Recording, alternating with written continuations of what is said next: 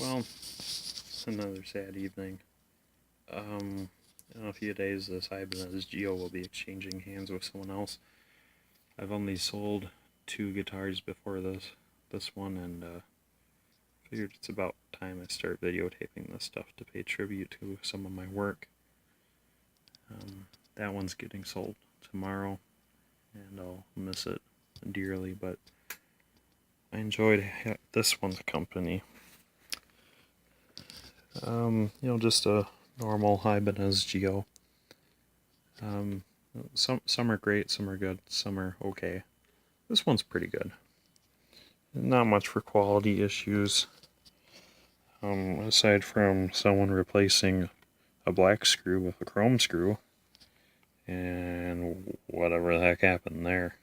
Someone tried drilling a hole where the hole didn't need to be drilled, but it's okay. It hasn't compromised any integrity or anything, so it's okay. It's not missing anything else other than a trim bar. Strap isn't included with this guitar. This is just a Guitar Hero strap, obviously. Normal tuners, they don't lock or anything. No locking nut, because it's not a Floyd Rose, just a tremolo. The bridge is interesting. All of these saddles are just blocks that all have preset heights, so they're not height adjustable. You'd have to turn these two studs to get more or less action out of this, in conjunction with the truss rod and neck angle, of course. But these still have full intonational adjustments. This one's equipped with 3 trim springs. It's wearing all the covers and stuff it should. All the electronics on the inside are what they should be. The exception of the coil tap that I added. I myself added that guy. I strategically placed it in a spot where it would ergonomically make sense when you're playing the guitar. So it would look right from the outside, and I positioned it in a way that the switch mechanism that you can't see from the outside actually fits inside the cavity without necessitating a need for a bigger cover on the backside. And that coil tap switch is just for the bridge humbucker, which is, and I confirm this, I promise this is what I say it is. This is a DiMarzio humbucker. It's either a DH100 or DL100, whichever one is the super distortion. That's what it said on the back of this pickup. I was told that's what was in it when I got it, and it was like two years after I got this thing. I looked underneath it, and yep, sure enough, DiMarzio super distortion humbucker.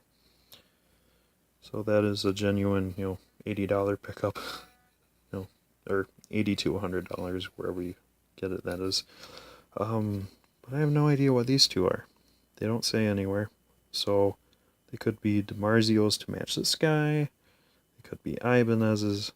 I just don't know enough about Ibanez pickups or DiMarzio pickups to be able to confirm or deny any theories I have, or you have, on these guys.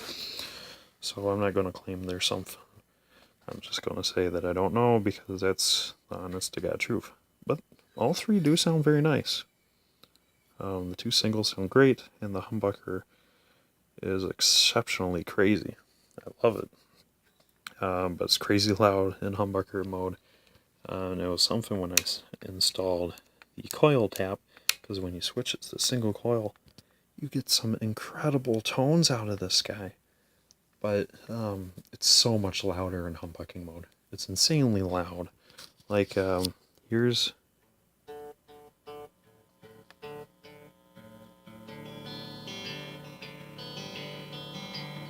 That's that single coil.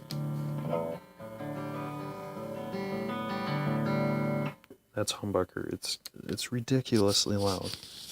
But, I'm sure someone who buys this guitar, flames and whatnot, will be all over having something that you can shred with.